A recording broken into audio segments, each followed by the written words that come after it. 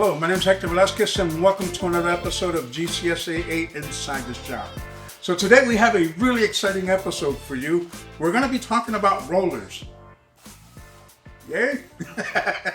No, but for real though, I think that we don't talk about rollers enough. They play a huge part in aftercut appearance.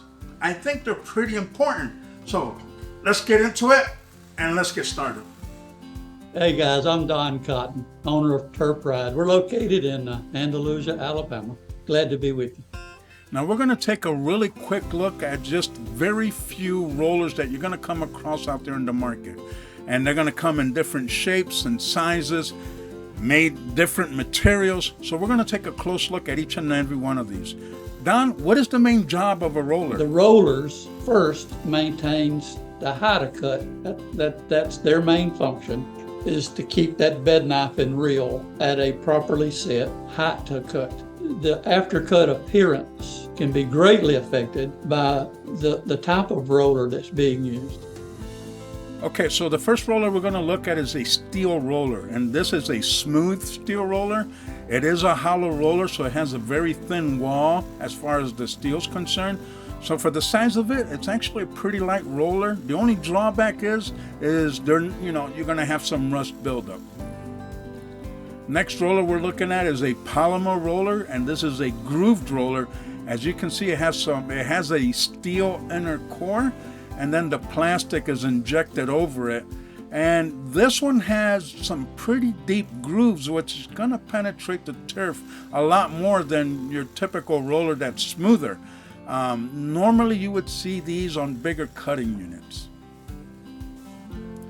Now this is also a polymer roller. This is a grooved roller. As you can see, there's a little bit of a shoulder to this roller. The grooves are not as deep. So while the grooves are not as deep, you're still going to get some penetration, just not much. And that's going to determine, the type of turf that you have. Here we have another polymer roller. This is a smooth roller. Now the benefits to the polymer is you're going to have very little to no grass buildup, which is going to help maintain the height of cut. All right, next we have an aluminum roller, and this is a grooved aluminum roller. It is a solid piece of aluminum. So for the size of this roller, it is pretty heavy. And there is a little bit of a shoulder on either end. Now here we have another steel roller that you would typically see on the rear of a cutting unit. All right, now another important aspect to rollers is you want to make sure you have good bearings. You want to make sure your bearings are good, they don't have any play. Now, bearings do have a run out, and that's something you want to pay attention when you're setting height of cut.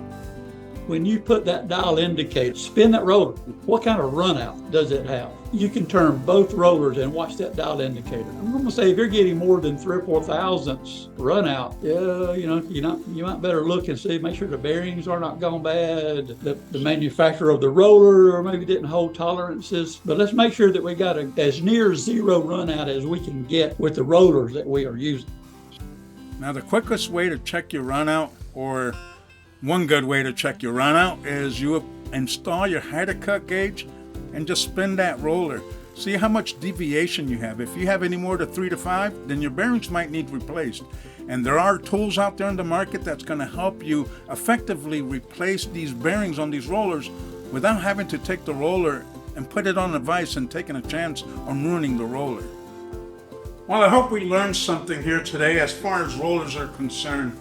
And I want to give a huge shout out to Don Cotton for helping us out with this episode and for sharing your expertise with us.